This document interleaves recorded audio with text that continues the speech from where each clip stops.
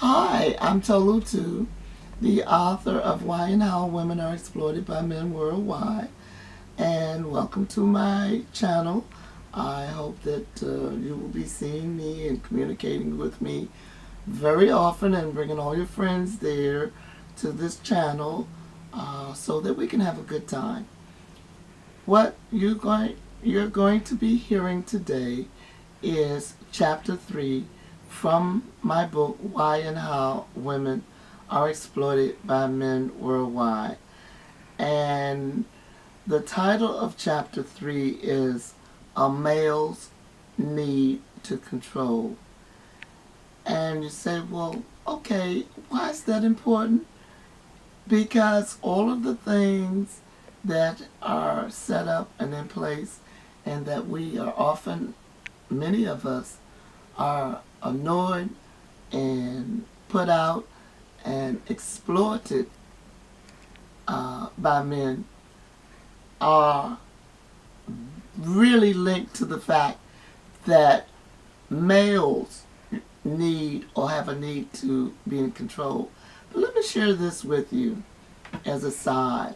And I often tell a lot of guys this. They come in two categories: the alpha and the omega. The alpha male is the one that's ruling and in charge, not of women, but of other men. And the omega is the one that's following the alpha. Let me just share this with you. 98% of the males are omegas, and the other 2% are alpha. So if you're wondering why they're always following this buddy around and doing what the buddy told them, because they are omegas. So the next time one of those guys piss you off, just tell them, get yourself on, your omega self on down there and see what your alpha had for you to do and want you to be and where you to go. And with that, I'm going to turn it over so that in this series, each chapter, you don't have to read.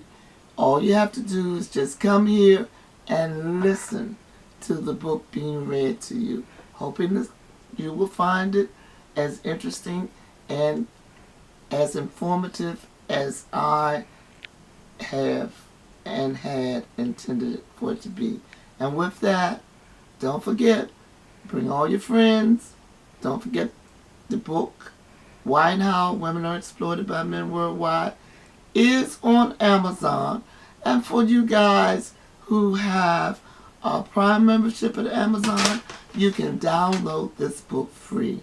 See you at the next chapter. Scant economic resources, limited opportunities,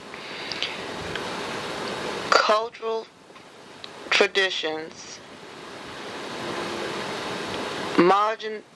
marginalized young women and girls, and women in general worldwide.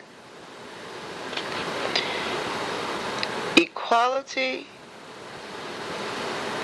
of opportunity empowers women and girls, that allows them to not only make personal decisions about health, fertility, but it also empowers women and girls to be economically solvent.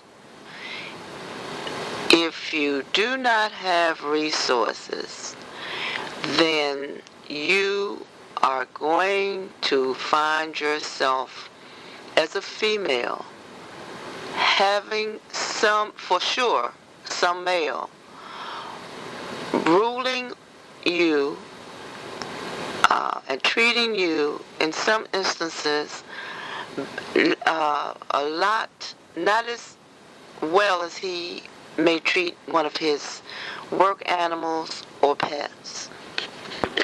Gender bias is reinforced throughout adulthood as men retain economic and political power. Women worldwide suffer from two forms of loneliness. One is social loneliness. The second one is emotional loneliness. Social loneliness is brought on by a lack of a social network. Emotional loneliness is the absence of a close emotional relationship that superficial acquaintances cannot cure and won't impact or have any substantive effect in curing the emotional need of the emotional relationship loneliness. This is the emotional loneliness is the one that most women suffer from. Even women who have a relationship with someone, have a partner that they may be living with and sleeping with, cooking for, having children with, sitting in church on the Sabbath with, weekly, may still be emotionally lonely. This is the one that is so pervasive amongst women, and the one that has and continue to create and cause we women to overtalk, to have all kinds of emotional and psychological illnesses, chemical imbalances, as well as health problems. It creates all kinds of health problems. Overeating is a health problem that causes or contributes to diabetes, heart attacks, hypertension, arthritis. There is not any disease that isn't, disease means to be, not to be at dis-ease. It is not, a disease is something that has gone wrong. It is something has deviated from the normal healthy pattern. And over a period of time, this deviation will manifest itself in some form of disease or dis-ease. That's what disease means. You're not at, or that particular function is not at ease. It is deviant. Therefore, with this information, it is to emphasize, program, and inform females worldwide how important it is to first be aware that you as a female and many of the medical problems that you may encounter often are based on your being emotionally, psychologically, physically, and financially in distress, or not living with the things that will help you to stay healthy. And foremost and first of all, being happy with yourself and being in a happy, positive surrounding is the first thing that one must work towards. Now, I am not unrealistic to say that life is perfect, and if your life isn't perfect, drop everything you're doing the way you're doing it and immediately run towards the perfect. That would be lovely if you could do that, but it's not always possible and realistic. And there are a number of reasons why it is not. Most of the women who are in relationships where they are relying upon their male partner for economics are not able to get up and leave. In addition to that, even if they did not need that person economically, in many parts of the world, or most parts of the world, shall I say, there still are no protection for females from males, any male, much less a male that they're in a relationship with, a husband, a boyfriend, a common-law husband, the father of their children. In most countries, it is perfectly acceptable for those men to beat and control those women in a much more brutal fashion than they would do and mete out to their work animals. This is a fact. This is not rhetoric. It's not conjecture. It's a fact. In most countries, men are allowed, protected, and expected to chastise females, be it their wife or whoever, physically as brutally as they like. That puts a female in a position of smiling and having to be nice and having to appear happy and to remain pleasant even in the worst situations. This is not healthy. It has surprised me that so many more men die earlier than females, because just this one factor alone is so detrimental and devastating to females. The factor I'm speaking of here is having to, first of all, not feel good about yourself, and all of the psychological and physical health problems that create. And then childbearing, poor nutrition, and then on top of that, you have some male that you have to cow down to, and and I say male, change the word male and place in there boob. In order for one group, in this case for the males, to control females, there are very specific things that must be put into place in order to dominate and control, virtually in many instances enslave the other group. Amongst the things that must be in place, and in the case with females, I'm going to start off with something that most females have no control over, that is the pitch of our voice.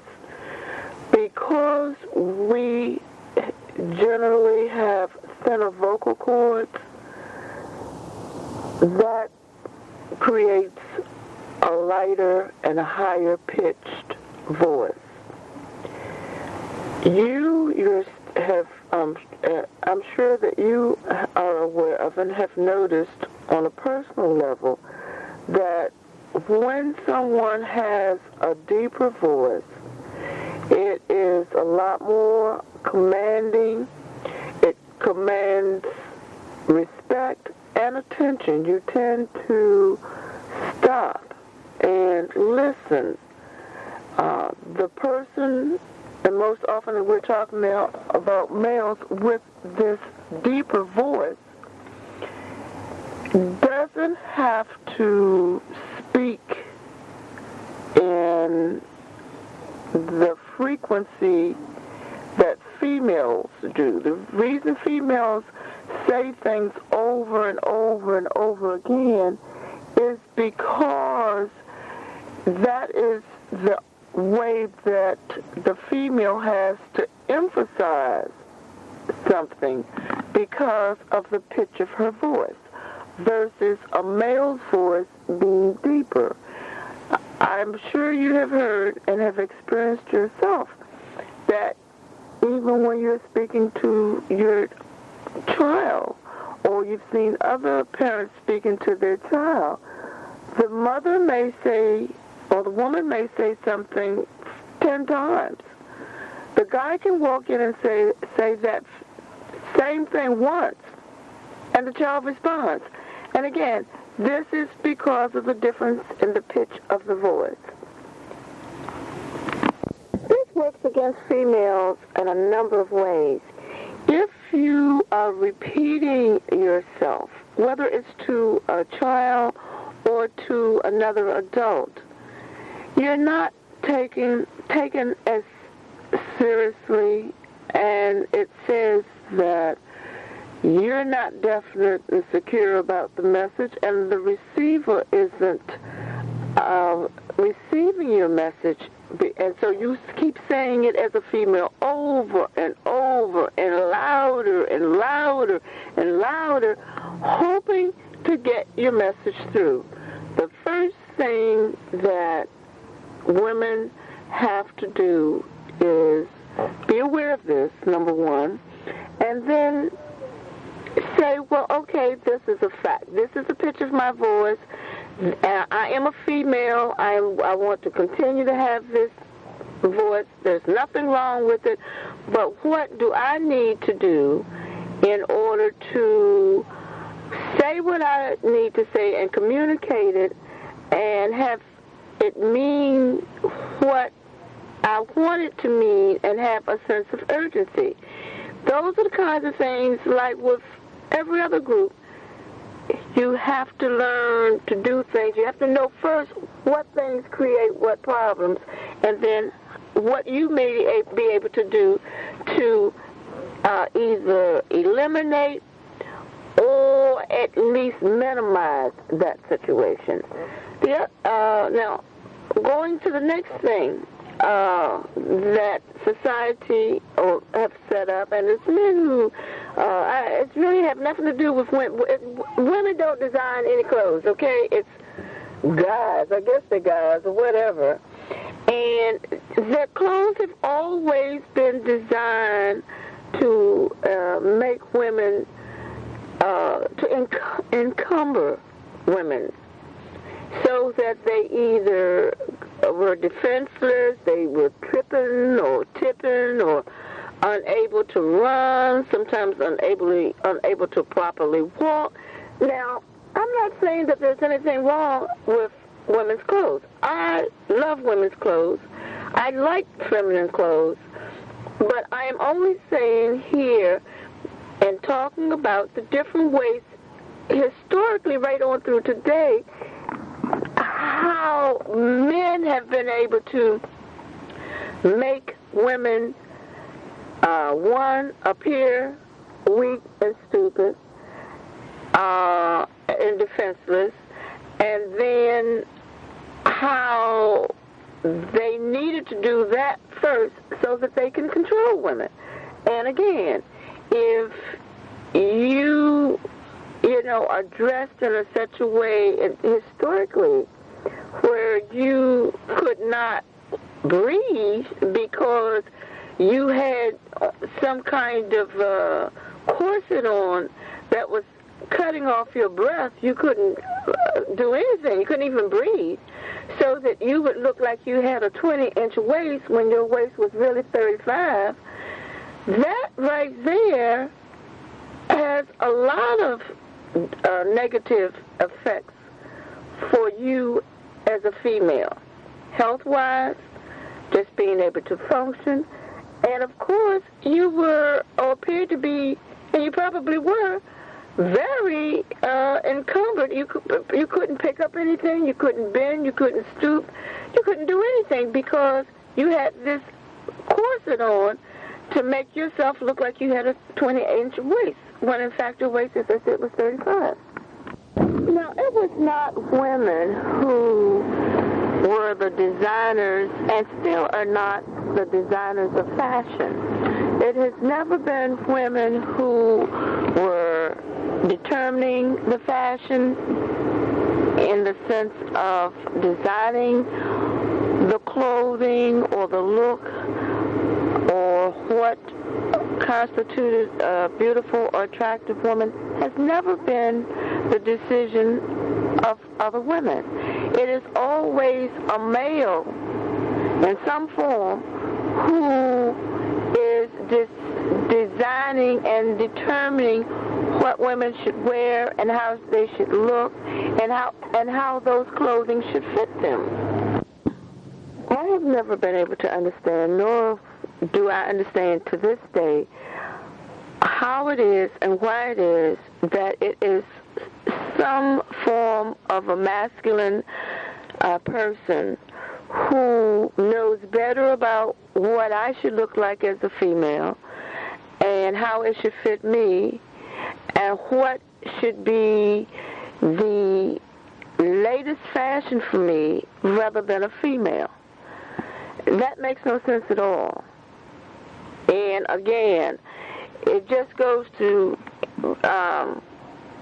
validate what I am saying throughout this book about the exploitation of women being institutionalized, and that's a part of the institutionalization of controlling. You determine at what a person thinks. You provide, and you're in control of the medium that they go to for their decisions about themselves, and you've got that group in control. You add to that, one of the other points is, if you're not allowing women to be educated, if you're not sending them to school, if any idiot male boob wants to go to school even though he may not even be able to pick his nose, versus the genius female in the family, worldwide, if it's a choice between educating a male and educating a female, it will be the male that gets educated first. And the female, if she gets educated at all, will be the last choice in the family to be educated. That's one more, method of suppressing people, a group, females in this case, so that they can be controllable. If you're not educated, you do not have skills, then you're very limited. And you're at the mercy of those who you must rely on for your daily bread. You don't even, and when you don't allow a person to be educated, they don't have the opportunity to have other points of references, let alone your self-esteem. And if you're not educated, of course, you can't make any money.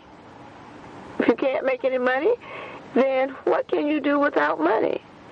You need money to have a place to live. You need money for anything that you can think of. You require money in order to be able to do those things.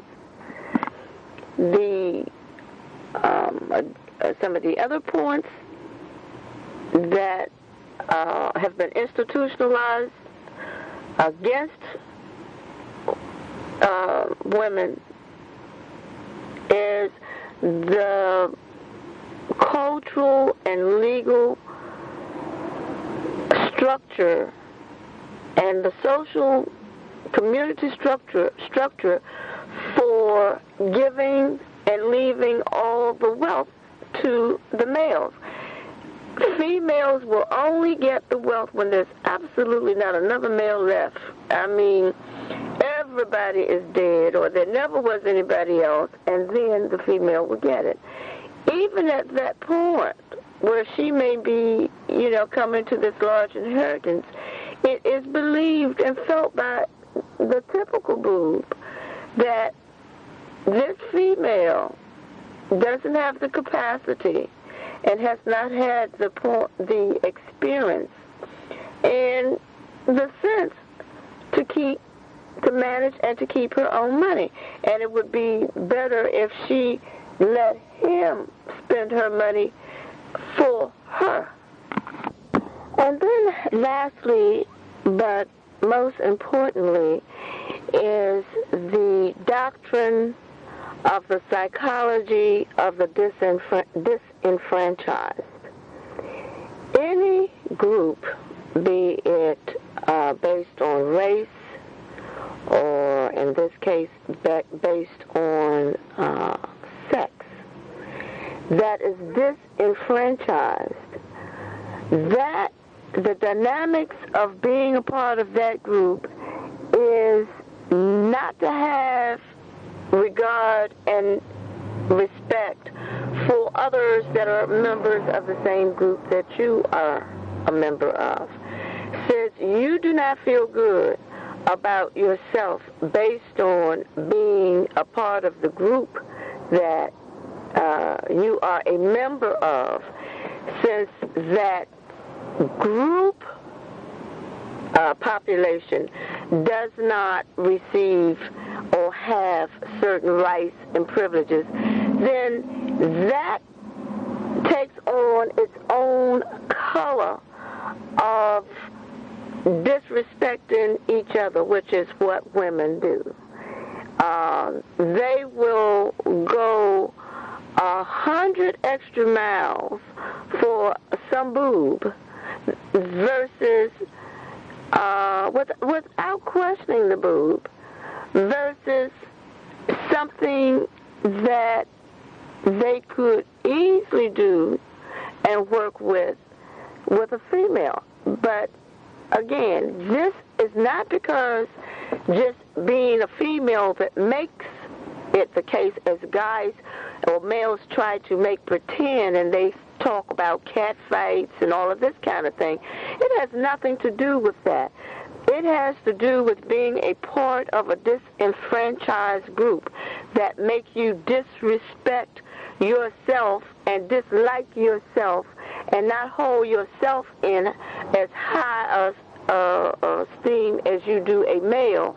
So therefore, you could not possibly hold a female on the same level or with the same esteem that you do the most idiotic boob male.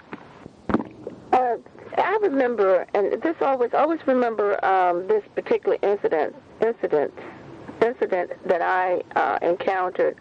I had been doing business with this particular post office branch at this point, for over 5 years. And when I say I have been doing business at that post office, I mean that, one, I had a post office box there that I had maintained there for many years. Two, I spent nearly $5,000 a year in postage and in general. And most of the times that I made postage purchases, it was done at that post office. So one of the female clerks, she was a young woman at the time, I guess in her early 20s, who had been seeing me since she had been a clerk there. And, I mean, I was not a post office customer. I was a customer. I was a paying customer. I was one of the people that kept the post office up and going and was paying her salary. I was spending almost half of what she was earning a year as a customer. So this woman was very well aware of my spending habit and the level of customer that I was. So this particular day I was in line, and there was a guy in line in front of me who was just a regular, ordinary guy Well, when he got up to the window to spend his 30 cents or whatever it was he was going to spend, $1.20, she was most helpful. She was asking the guy questions about the method by which he might want to mail that particular letter that the guy wasn't even interested in exploring. She was giving him all kinds of options and explaining and telling him and the pros and the cons of this versus that. And she had the most beautiful smile. Oh, boy. I didn't even know the woman could smile like that. All I could see was teeth up there in the window. She had the most patience. She must have spent a good 20 to 25 minutes with this guy who I think had just dropped by that particular post office, and he spent less than $1. Whatever it was he was buying, in fact, I'm pretty sure it was less than 50 cents. Well, I'm standing in line patiently waiting my turn and watching all of this. And when the guy, I'm next in line, when the guy leaves her window and it's time for me to step forward, the big grin and the big smile and all the teeth, she closed the whole mouth up again. It was like she didn't have teeth. It's like she didn't know how to smile.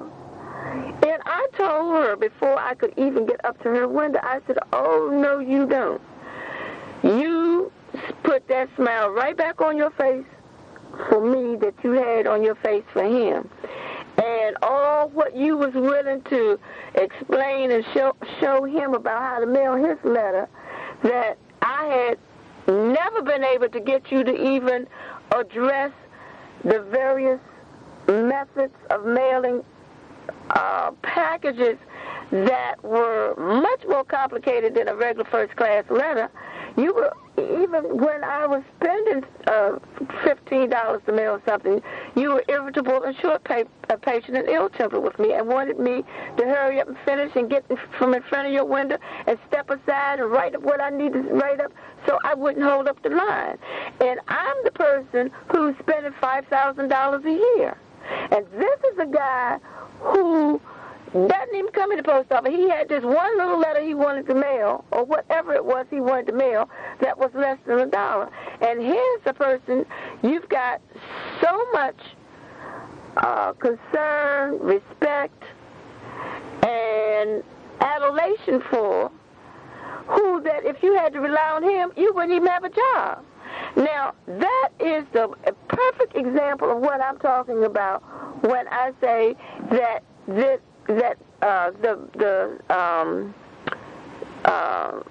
sexual gender bias is institutionalized, because this woman, it never even dawned on her none of the factors that I was talking about. And I know some of you women are saying, oh, well, maybe she wanted to get with this guy. I don't think so. If you've seen this guy, he wasn't a hunk or anything. It wasn't nothing about him that, that you just ordinarily would say, gee, any woman who saw him would be taken with him. But he wasn't in that category. Look-wise, height-wise, dress-wise, there was nothing about him other than the fact that he appeared to be male, M-A-L-E. And that was enough for him to get and command all the respect in the world, much more respect than someone who was a female, who was one of the, if you had to divide your clientele or customers up into and distribute a status based on what they spent, I would have been in the on the high end, and he would have been non-existent. It wouldn't have made a difference if he never bought a stamp, because him buying one stamp that one time did not keep the post office open and did not keep her in her job. So you see, the male's need to control is a given, even when the male has not made an effort. His presence, just presenting himself or appearing to be a male is enough to command respect beyond any other variables other than the fact that he's a male, he's there, he's presented himself, and that puts him in this category of requiring more respect and being given more respect than any female. So this postal worker, female worker, clerk, was merely doing what society has trained and taught her to do, and to how to think and divide people up based on a number of things, and in this case, the fact I was a female like herself, so therefore this male who was buying one stamp required a whole lot more genuine courtesy, helpfulness that he didn't want or need from her about how to mail his letter, and things of that nature. What is even more devastating and destructive about the male's need to control is that it has that position worldwide that men have about control in women has also further divided women into categories based on their controllability. All women are not equal in being as easily controlled by groups. By that I mean Native African American women are the most resilient, tough-minded. And I'm saying not tough, I want to emphasize tough-minded. They have been forced by a number of circumstances and where and they've never been protected. So being a product of slavery, you're supposedly, as men are supposed to protect you and the children, black women have never had that traditionally. We have always had to get out and work, just as hard as the man. We have never been based on the fact that the families were torn up and the structure of the families. We've always, that has made us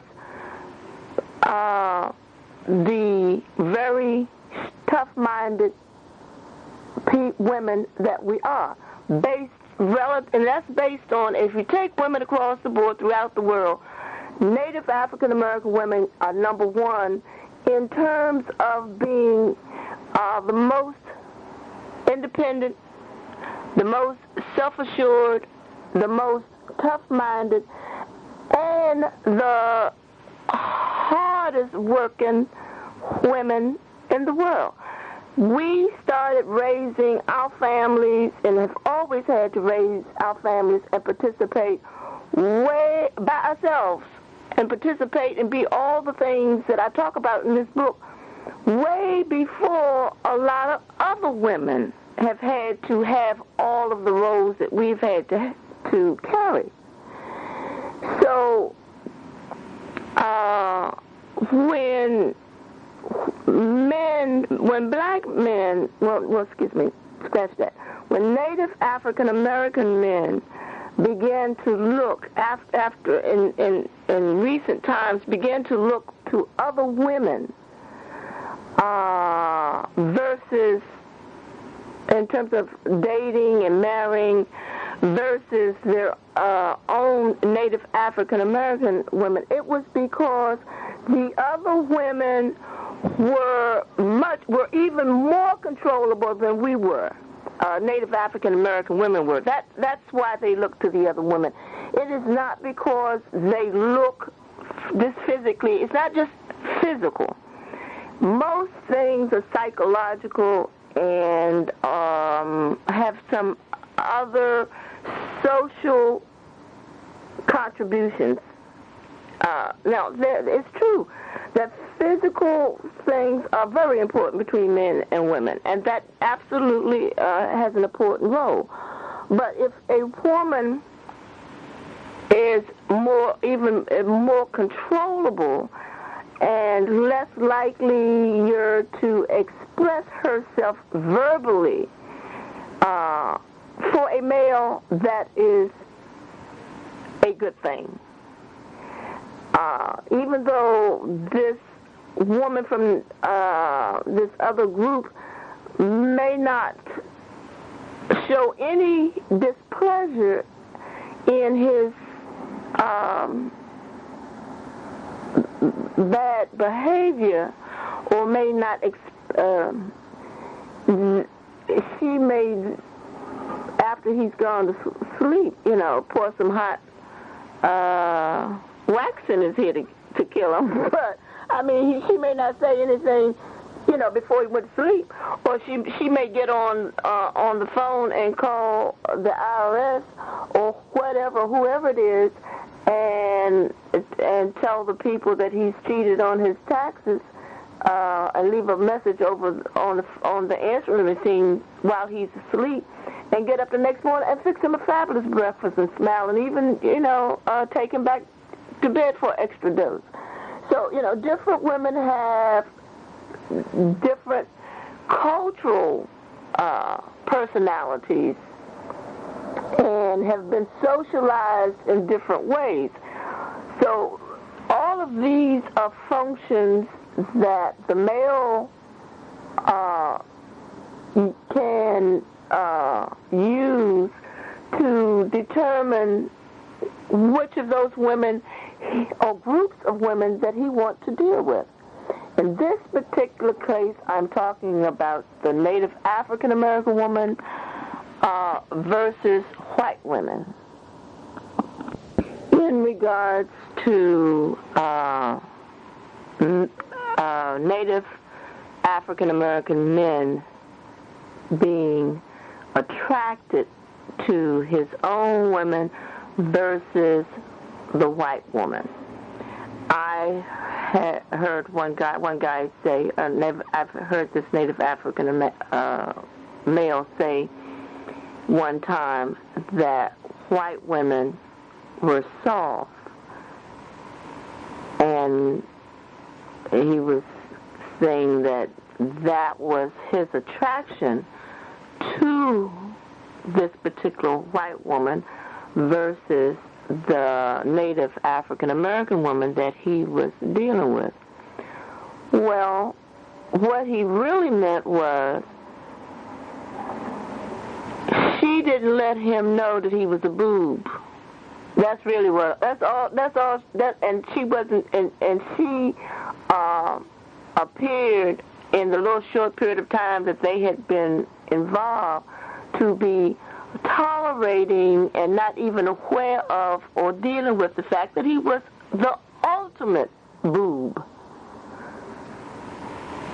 And so, everyone wants to be with someone if they got, who makes them feel important and special regardless of how lowly their circumstances are.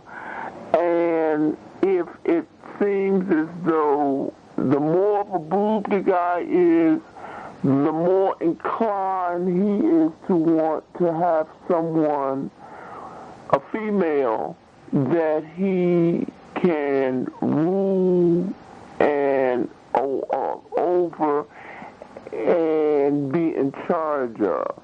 Now, being in charge of and rule over in the 21st century often does not, it's not displayed in a physical control. It is an emotional and psychological control. It is a slave mentality. I'm here, master. I love working extra hard for free to build you this marvelous country, and I'm perfectly happy just to, serve you. That's what everybody's looking for, and definitely men look for that. And their need to control. Now, since there is freedom today, in most places, where a woman, again, if she is emotionally and economically healthy and viable to move in and out of relationships with a man, so that she may not be forced to stay in a bad situation. That is only if she is mentally and financially, and emotionally healthy. Oftentimes when you see, let me start with this.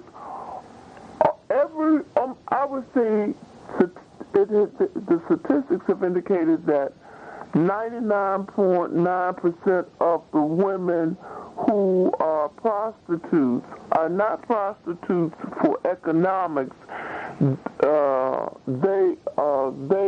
That is not what put them on that path.